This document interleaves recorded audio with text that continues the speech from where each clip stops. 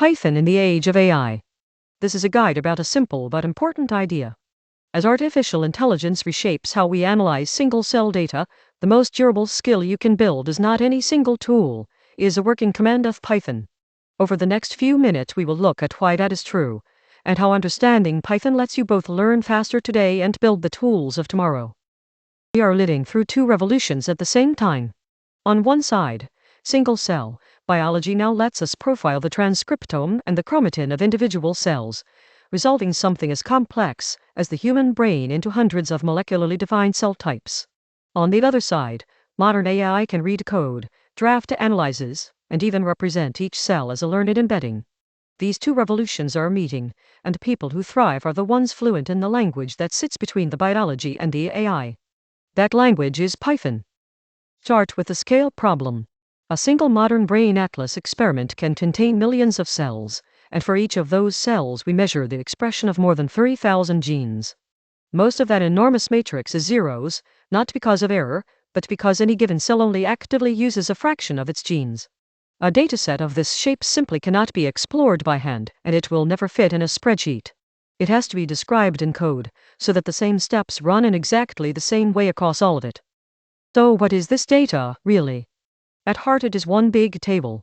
The rows are cells, the columns are genes, and each value records how much of that gene a given cell expressed.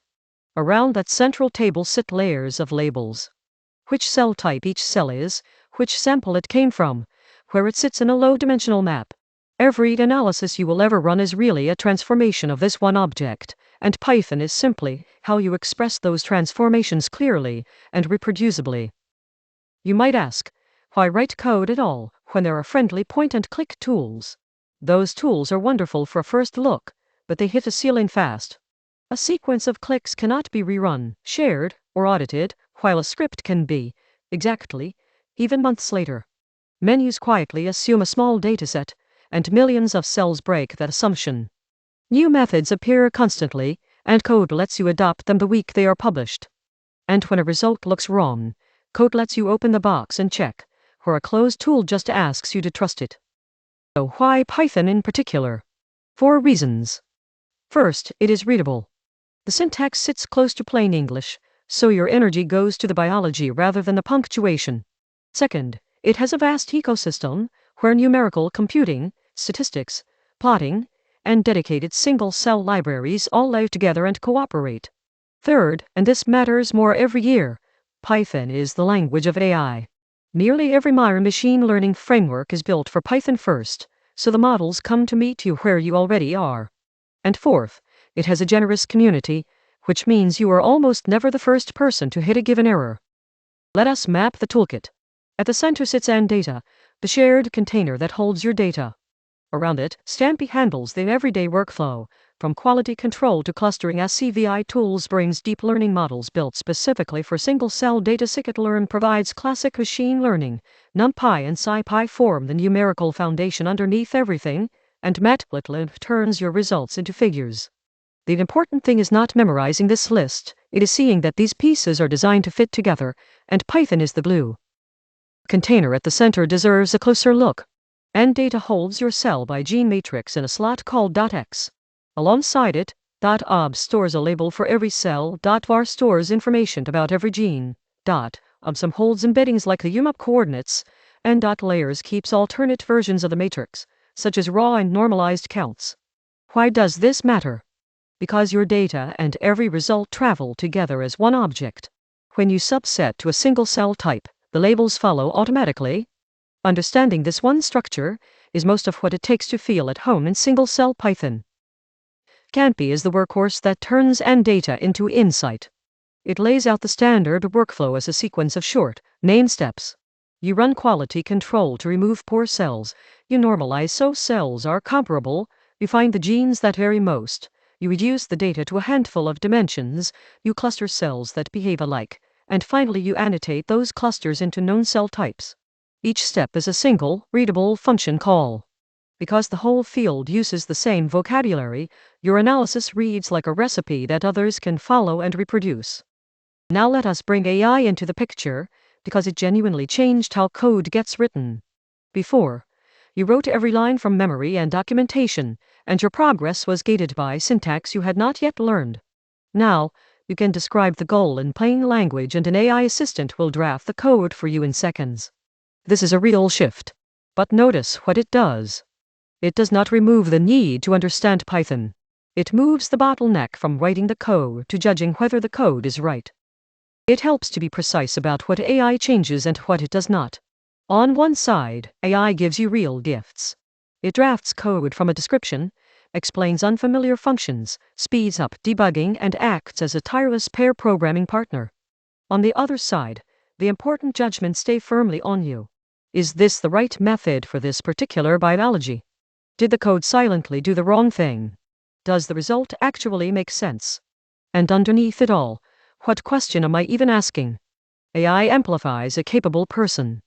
It does not replace understanding, it raises the value of it. This leads to a skill that is quietly becoming the core skill of the field: reading code.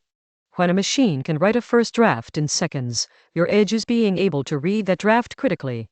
You look at the generated code and ask the questions that separate a correct analysis from one that merely looks plausible. Is it normalizing before or after selecting genes?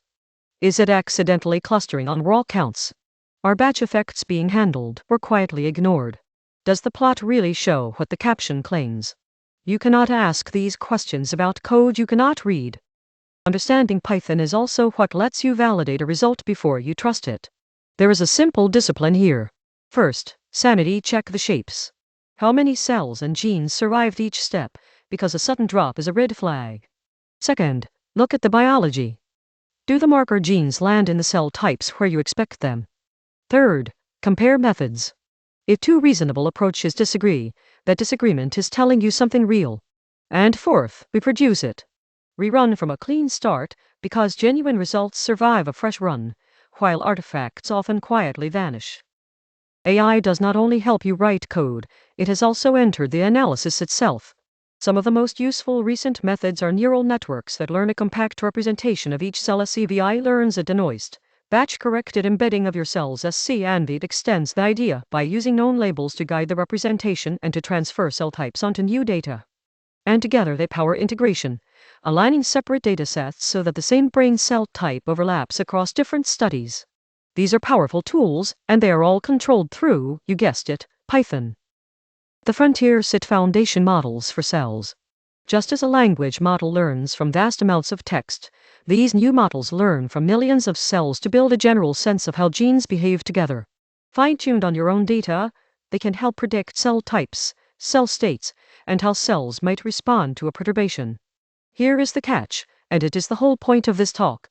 You can only steer, fine-tune, and sanity check these models through code. Python literacy is the entry ticket to this frontier, not an optional extra. Here is the real payoff, and the reason this skill compounds over a career. The same language you use to analyze data is the language you use to create new methods. That continuity is Python's quiet superpower. There is no wall between being a user and becoming a builder. You run an analysis, you notice a gap where no good tool exists, you write a small helper to fill it, you clean it up and share it, and in doing so you advance the field. Every widely used single-cell tool started exactly this way, as someone's helper script. So how does a tool actually grow from nothing?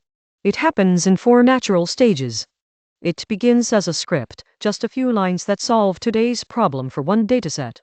Then you turn those lines into a function, so they work for any dataset with clear inputs and outputs. Then you gather related functions into a module, add some checks, and write down how to use them. And finally, you publish it as a package, so anyone in the world can install it and build on your work.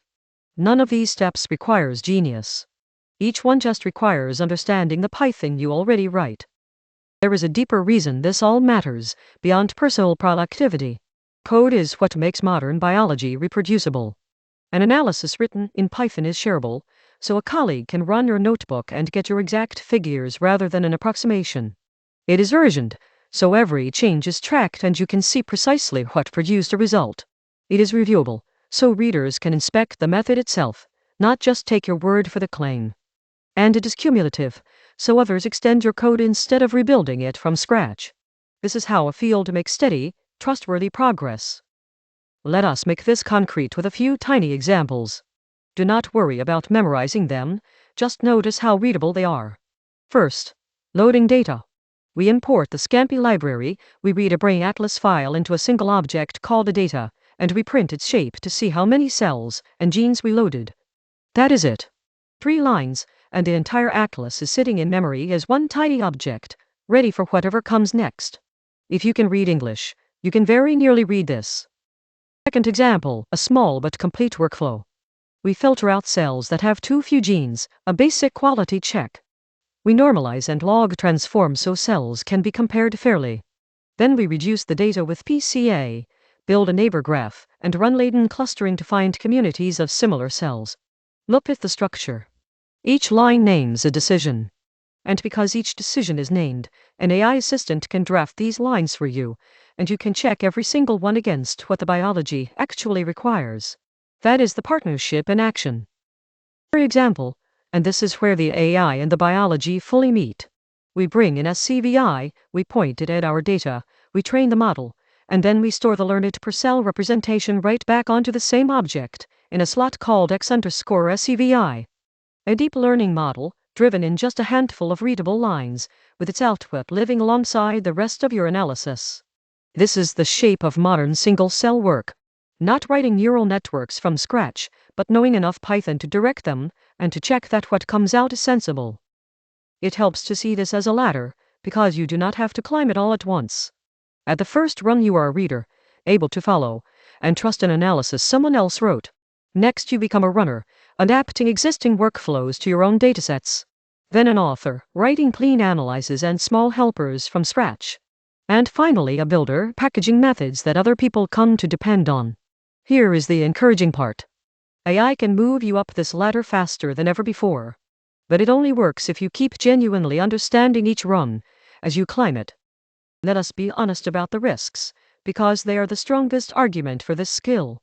Understanding Python protects you from a set of very real failure modes. AI can produce confident nonsense, code that runs cleanly and is still wrong for your biology. Functions carry silent defaults that may not suit your data, with nothing to warn you. Tutorial code carries copied assumptions that may not hold for your experiment. And without readable code, a surprising result becomes untraceable, impossible to explain or to defend. Fluency is what turns each of these traps into something you can simply see and step around. If this convinces you, here is a practical roadmap to start. Begin with Python basics, just variables, lists, loops, and functions. A single focused week of fundamentals goes a surprisingly long way. Next, learn NumPy and Pandas so you can hold and reshape tables of numbers with confidence. Then run one full-brain dataset end-to-end with Scanpy, making sure you understand each step rather than just copying it. After that, read real published notebooks and keep asking why each choice was made. And finally, turn a task you repeat into your first reusable helper function. That is the moment you cross from user to builder. One more shift in mindset, because it changes everything about how fast you learn. Use AI not just as a code writer, but as a patient tutor. Ask it to explain a line, rather than only to write one. Have it comment code so you absorb the reasoning behind each step. Ask for 2 different approaches and get it to compare the trade-offs. And turn every error message into a small lesson rather than a source of frustration. The goal is not to lean on AI forever. The goal is to use AI to become the person who no longer needs to. Where should you go from here?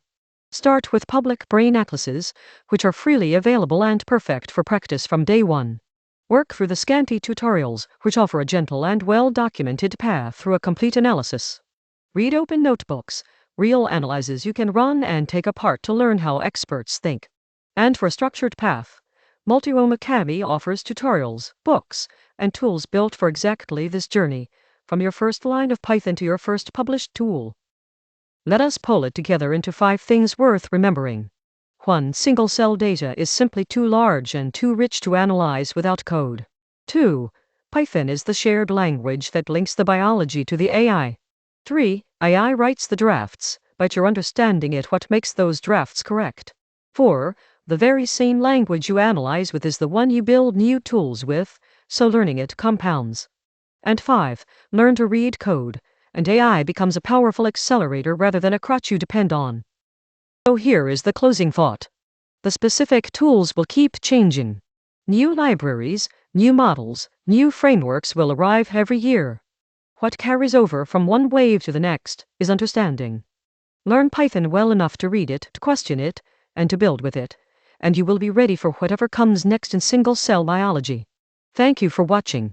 To keep learning, visit multiromeacademy.com.